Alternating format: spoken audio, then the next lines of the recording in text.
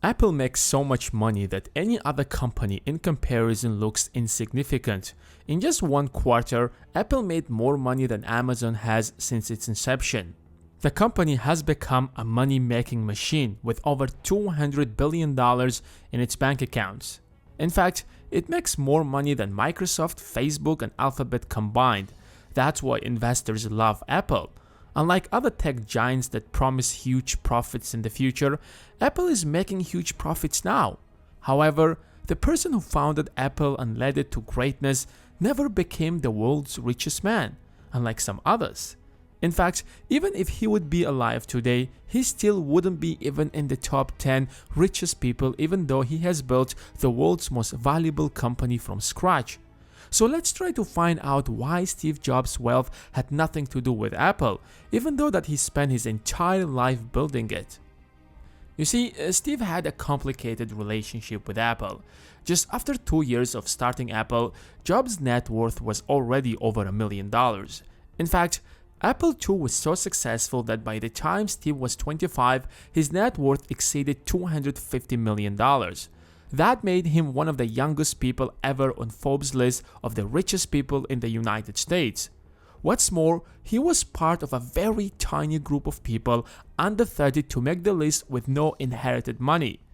Even when the company completed its initial round of fundraising, Jobs still held 26% of the company, which would worth today over $214 billion. Nonetheless, along the way, Jobs kept selling his shares, and after 5 years of the company going public, Jobs' stake of the company has dropped to only 11%. However, this incredible success didn't last long. After recruiting John Sculley, the head of Pepsi-Cola, to be its new CEO, things went bad for Jobs. These two men had absolutely different visions for the company, and in the spring of 1985, the board sided with John Sculley and removed Jobs from his position. He left the company and sold all of his shares for $130 million. He did retain a single share so that he could receive the company's annual report. It's at that time when Jobs made most of his fortune.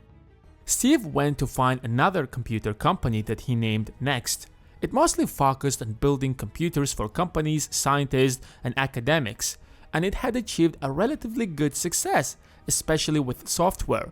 Simultaneously, Steve founded Pixar, the animation company that created some of the most popular animated films in the world, such as Toy Story, Finding Nemo, Cars, A Bug's Life, and many more that were extremely successful. By 2004, as Pixar's contract with Disney was running out, Jobs announced that Pixar would seek a new partner to distribute its films. However, Pixar was too important for Disney, so they agreed to purchase Pixar in all-stock transaction worth $7.4 billion. The deal netted Jobs $4.3 billion in Disney stock and made him the company's biggest single shareholder. In fact, he made more money from this deal than he ever made from Apple. Speaking of Apple, after the resignation of Steve, the company crippled and went to a long-lasting crisis. Apple brought multiple CEOs on the board. However, no one could get back Apple to its knees, and the company was left with no other choice but to get Steve back on the board. But it wasn't easy since they forced him out of the company in the first place. So Apple agreed to purchase Next for almost $500 million in 1996 and appoint Jobs first as interim CEO and then as the CEO. On the top of that, Apple granted Steve 1.5 million shares. However, he quickly sold them upon getting his position. Under Jobs' leadership, the company introduced multiple revolutionary products and the company's stock price increased from under $1 to almost $60 per share. And before he passed away, his net worth was around $10 billion, which mostly consisted of Disney's share. It's only after he died the company's valuation soared to over $1 trillion. If Jobs kept his 26% stake, it would worth today a whopping amount of $209 billion. Even his 11% stake that he held after the company went public would worth today over $88 billion. That would make him the third richest person in the world.